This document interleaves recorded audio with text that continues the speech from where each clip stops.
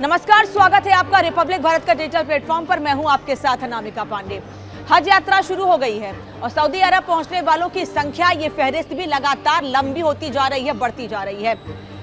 कुछ आंकड़े सामने आए हैं। जो लोग वहां पर पहुंचे थे हज यात्रा के लिए, उनमें से कई लोगों की मौत हो गई है। आंकड़े क्या है ये आपको बता देती हूँ।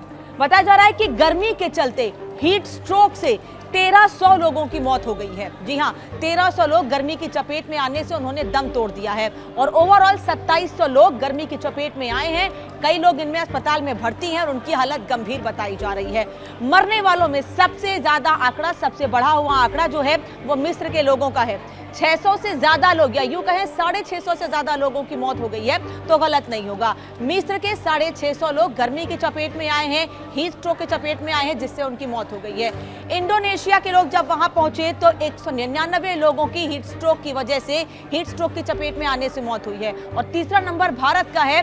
98 लोग जब हज यात्रा पर पहुंचे, भारत की वैसे बड़ी संख्या में लोग पहुंचे थे, लेकिन इनमें से 98 लोगों की मौत हो गई है गर्मी की चपेट में आने से। हालांकि भारत में भी गर्मी कम नहीं है। पिछले 1 से 2 दिनों में मौसम थोड़ा बेहतर जरूर हुआ है, लेकिन गर्मी इतनी प्रचंड थी कि यहां भी मौतों के आंकड़े बढ़ रहे थे। लेकिन हज यात्रा के दौरान मरने वालों का आंकड़ा क्यों बढ़ा है? गर्मी तो इसके पहले भी वहां पर थी, लेकिन बताया जा रहा है कि पिछले 4 सालों में गर्मी साल दर साल बढ़ती गई है। और इस बार सऊदी अरब में जो तापमान है वो करीब 52 डिग्री के आसपास दर्ज किया गया है। साथ ही कहीं ना कहीं जो कंपनियां, टूर ट्रैवल कंपनीज हैं, लोगों को जो लेकर जाती हैं, उन्होंने झूठे वादे किए, फेक वादे किए। इस वजह से कई लोगों की जान गई है। कैसे झूठे वादे किए गए? दरअसल तो झूठे वादे किए गए हैं। उन वादों में बताया जा रहा है कि अच्छा खाना, रहने की सुविधा, एसी की सुविधा, अच्छे ट्रैवल की सुविधा लोगों को दी जाएगी, लेकिन किसी भी ट्रैवल कंपनी ने लोगों को ये सुविधा नहीं दी है।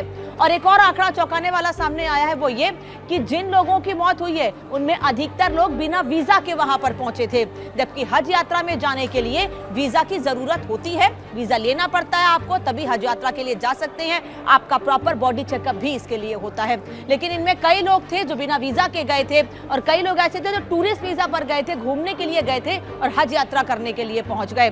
स्थिति ऐसी है सऊदी अरब में इस वक्त गर्मी से मरने वालों के आंकड़े की कि सड़कों पर शव पड़े हुए हैं लोगों के। उन शवों के ऊपर से लोग चल के जा रहे हैं, लेकिन अस्पतालों में जगह नहीं है कि लोगों को अस्पताल पहुंचाया जा सके।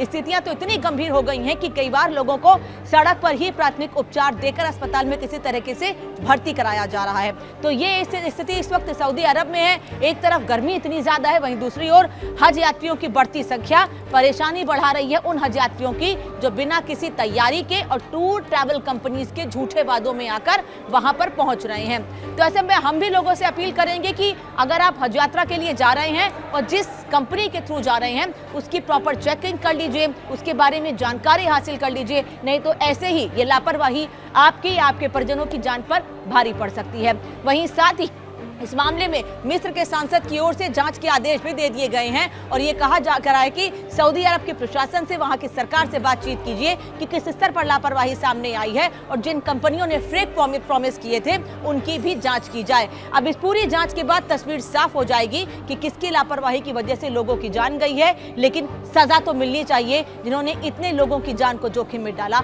और कई जिंदगियां इस लापरवाही में समा गई। ऐसे इंफॉर्मेटिव वीडियो का रिपब्लिक भारत के डिजिटल प्लेटफॉर्म को सब्सक्राइब कीजिए और रिपब्लिक भारत से जुड़ना न भूलें। फिलहाल इतना ही।